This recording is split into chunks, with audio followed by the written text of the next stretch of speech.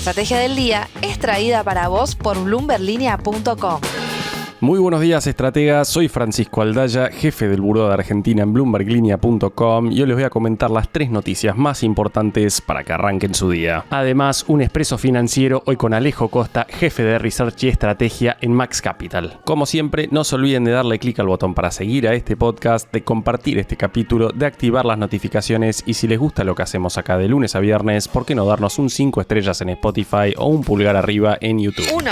La incertidumbre se apoderó aún más de Wall Street este martes, con los 3 índices líderes de la bolsa estadounidense cediendo fuertemente. El Nasdaq por lo pronto se hundió y entró en terreno negativo en lo que va del año, en una rueda en que los inversores vendieron tecnológicas y rotaron hacia sectores más vinculados a la economía real. Microsoft, Meta, Tesla y Nvidia cerraron todas en rojo, mientras que las acciones de software fueron las más golpeadas. ServiceNow y Salesforce perdieron cerca del 8% cada una. Josh Brown, CEO de Ritholtz Wealth Management, lo resumió de la siguiente manera en conversación con CNBC. Algunos de los trades más populares del ciclo alcista anterior simplemente fueron destruidos. Esto te dice que el apetito por el riesgo está saliendo de todo lo que tenga que ver con tecnología. Aún así, la presión no se limitó solamente a las acciones. Otros activos más especulativos, como puede ser el Bitcoin, cayeron también fuertemente y tocando en el caso de la criptomoneda su nivel más bajo desde el noviembre de 2024, perforando los $75.000. Y del otro lado, la apuesta más tradicional a la reserva de valor, el oro, repuntó fuertemente junto con la plata.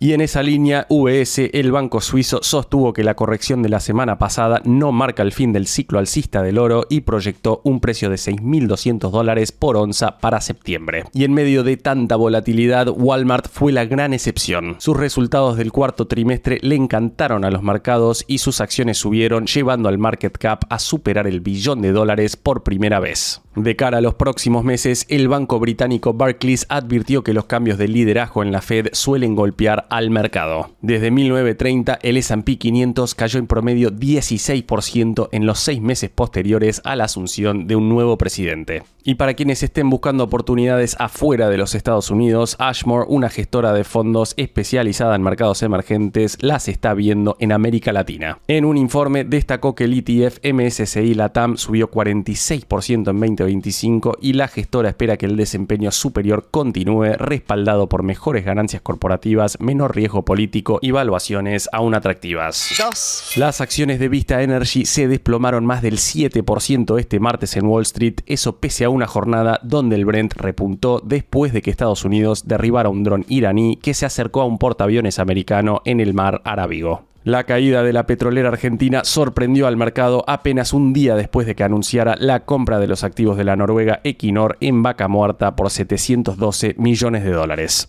¿Por qué la caída entonces? Bueno, Bloomberg reportó que el Consejo de Inversiones de Abu Dhabi procedería a vender una participación valuada en $625 millones a través de una operación en bloque. En otras palabras, una acción de Vista que sube a máximos históricos y un accionista que decide tomar ganancias. Goldman Sachs sería el banco encargado de coordinar la transacción, que se comercializaría a un precio de entre $56.30 y $60.23 por acción. Hay que decir que esta venta se produce pese a que Vista se consolida como la segunda mayor productora de petróleo en el país, con más del 20% de la producción no convencional de vaca muerta. Claudio Maulart, portfolio manager en Galileo FSI, opinó en X que los activos que compra Vista son buenos, el costo parece razonable y poder usar la propia acción como medio de pago nos gusta si no es dilutivo sobre los resultados. Pero advirtió al mismo tiempo que le genera preocupación que crecer se haya hecho una obsesión para los jugadores locales y que frenar la pelota sea difícil en un contexto en el que la incertidumbre respecto del precio del crudo ha aumentado. Los 19 analistas que cubren a la acción de Vista recomiendan comprarla con un precio objetivo de consenso de $74.56 a 12 meses. 3. Las tarifas de luz y gas subirán en febrero por encima de la inflación en un mes que ya se perfila complicado para el gobierno en materia de precios, y todo eso en medio de la polémica por la salida de la baña del INDEC. La luz aumentará en el AMBA en promedio 3,59% y el gas 16,86% 0,5%, incrementos que responden a la fórmula de la revisión quinquenal tarifaria que el Ministerio de Economía viene implementando desde mediados de 2025 para que las tarifas no pierdan valor. Y lógicamente estamos hablando de aumentos que superan ampliamente a la inflación. Como escribió Mariano Espina en BloombergLinea.com, en el caso del gas, la suba más fuerte se explica por la decisión de unificar el costo fijo a lo largo del año. Hasta ahora, el precio del gas en boca de pozo variaba entre verano e invierno, lo que generaba saltos estacionales en la factura. Otro factor es el nuevo régimen de subsidios energéticos focalizados que reemplaza la segmentación por niveles y traslada gradualmente los costos reales de la energía a los usuarios. El esquema estará concentrado en hogares con ingresos mensuales inferiores a 3 canastas básicas totales. Volviendo a la inflación, según la consultora P/Q de Manuel Álvarez Agis, el dato de enero, que se conocerá el 10 de febrero, hubiese dado 3% con la nueva metodología que elaboró el ahora exdirector del INDEC, Marco Lavagna. De ser correcto, hubiera sido una cifra por encima del 2,5% que está esperando ahora el gobierno. En ese número de P/Q hay un impacto de 0,88 puntos porcentuales de las tarifas contra 0,5 puntos de incidencia en la metodología vigente. Como te comentaba ayer, la diferencia se explica porque la nueva canasta, que incorpora la encuesta nacional de gastos de los hogares, tiene una mayor ponderación de los servicios públicos. En 2025, los subsidios energéticos totalizaron $3.999 millones, una caída del 36% respecto a 2024. Antes de pasar a la frase del día, veamos rápidamente cómo van a abrir hoy los mercados. El S&P Merval cayó 2,1% ayer, fue una jornada bien roja para las acciones argentinas en Wall Street, con caídas de más de 11% para Globant y subas de hasta 1% para Central Puerto. Los bonos en dólares cerraron a la baja con rojos de hasta 0,3%, el dólar blue cerró en 1.450 pesos, el MEP en 1.465 y el contado con liqui en 1.497. El dólar mayorista quedó en 1.446 y el minorista en 1.465. En cuanto a las tasas en pesos, el Boncap que vence el 13 de febrero quedó en 44% y la caución a un día cerró en 29%. En el frente de las reservas, el Central compró este martes otros $59 millones, llevando el total acumulado en 2026 a $1.255 millones. De ese modo, el riesgo país cerró cerca de los 500 puntos. En el mundo de los commodities, el Brent subió más de 2% ayer hasta el entorno de los $68. A la hora de grabar este podcast, el oro subía 7% y la plata 11%. Y como te comentaba antes, los 3 índices líderes de la bolsa americana cayeron entre 0,3 y 1,5%. Expreso Financiero. Y ahora lo escuchamos a Alejo Costa, que es jefe de Research y Estrategia en Max Capital, y qué piensa de la candidatura de Kevin Warsh para la Reserva Federal y su potencial impacto en activos emergentes. En un principio, la candidatura de Warsh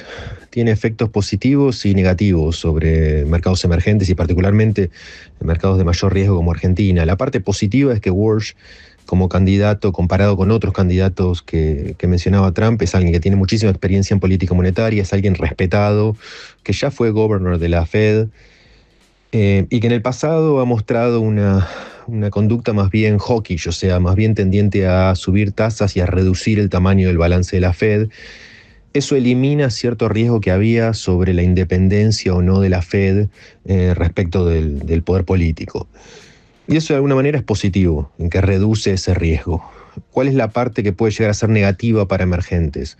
Bueno, como te decía, Warsh es un tipo que en el pasado ha sido más bien hawkish, que ha insistido con la necesidad de reducir el balance de la Fed, y si bien últimamente se había alineado completamente con la postura de Trump y mencionaba la necesidad de bajar tasas de interés, hay cierto miedo de que peque de ideológico en decisiones en el futuro y eso termine generando un apretón monetario excesivo.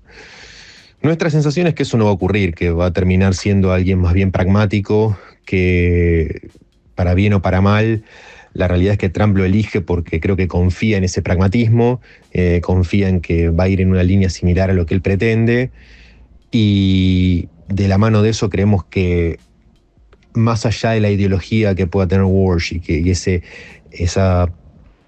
objetivo de reducir la hoja de balance de la Fed lo va a hacer con cierto cuidado, El riesgo realmente es ese, que es que las tasas terminan siendo más altas, que se generen mayores primas de riesgo y que eso termine generando una reversión de ese flujo que había empezado a verse en la dirección emergentes.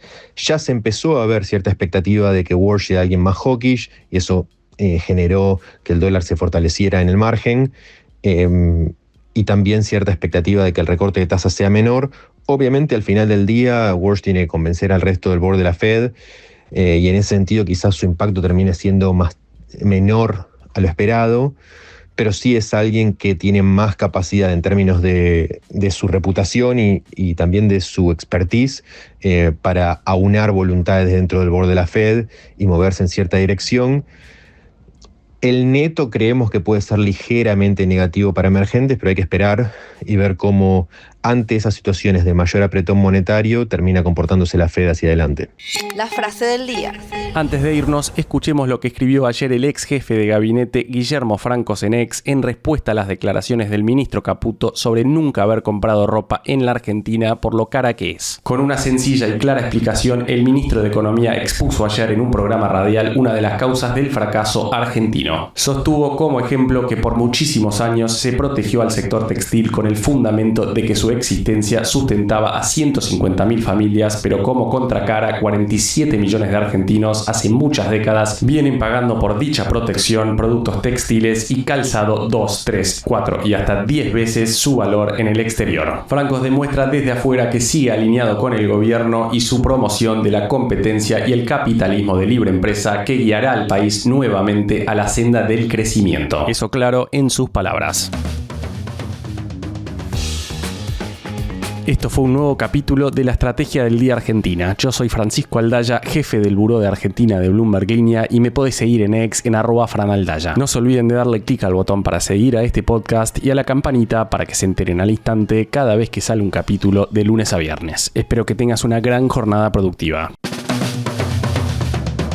Esto fue La Estrategia del Día Argentina, escrito y narrado por Francisco Aldaya. Producido por Arturo Luna y Daniela Hernández. Que tengas un día muy productivo.